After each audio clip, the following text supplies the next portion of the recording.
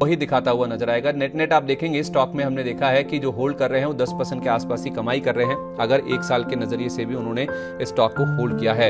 अब business updates को समझने की कोशिश करते हैं और इससे अंदाजा लगाने की कोशिश करते हैं कि आखिर स्टॉक में क्यों इतना उतार चढ़ाव आज के सेशन में देखने को मिला। देखिए, इनका जो घरेलू ज्वेलरी कारोबार है उसमें जो आय है उसमें 25% की बढ़त देखने को मिली है, स्पेशली तब जब इनका पिछली तिमाही यानी कि Q1 के जो नंबर्स आए थे वो काफी कमजोर देखने को मिले थे। तो उसके बाद अब जो नंबर्स आए हैं एक रिस्पाइट के तौर पर बाजार ने देखा, जिस वजह से शायद हमने शुरुआती कुछ मिनटों में जो अपमूव है वो बनता हुआ देखा है। 25% की बढ़त देखने को मिली, खुशी मनाई। और उसका इंपैक्ट इसलिए आ रहा है क्योंकि जिस तरह से सोने में इंपोर्ट ड्यूटी घटाई गई है उसका इंपैक्ट साफ तौर पे देखने को मिला। बजट में आपको याद होगा सोने पर जो इंपोर्ट ड्यूटी है उसे 15% से घटाकर 6% कर दिया गया था। तो जो सोने की कीमतें कम हुई है उससे ज्वेलरी की मांग में काफी तेज बढ़ोतरी देखने को मिली है और उसी का जो फायदा है वो कंपनी के बिजनेस अपडेट्स में साफ तौर पे देखने को मिल भी रहे हैं। दूसरी तिमाही की जहां तक बात है तो इस कंपनी ने एक्सपैंड भी किया है, अपने 75 नए स्टोर्स खोले हैं और अब अगर आप देखेंगे इस कंपनी के जो स्टोर्स के काउंट है, स्टोर की संख्या है वो बढ़कर 3071 पर पहुंचती हुई नजर आ रही है।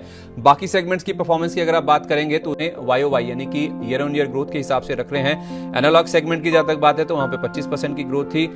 आई केयर सेगमेंट जो है वहां पे थोड़ी सी निराशा देखने को मिली है, केवल 6% के आसपास की ही ईयर ऑन ईयर ग्रोथ देखने को मिली है। और टाइटन आई प्लस के इस कंपनी ने 2 नए स्टोर्स ही इस बार अपने जो तिमाही के दौरान जोड़े हैं। और जो कैरेट लेन सेगमेंट है वहां पे अगर आप देखेंगे तो 28% की जो ग्रोथ है वो देखने को मिली है। तो ज्वेलरी सेगमेंट में हमने देखा है कि ठीक ठाक ग्रोथ का ये मानना है कि शेयर में आपको तब खरीदारी करनी चाहिए जब 3658 के ऊपर की क्लोजिंग देखने को मिले। जब ये उसके ऊपर बंद हो जाए उसके बाद आपको इसमें क्लोजिंग के बाद ही खरीदारी इनिशिएट करनी चाहिए।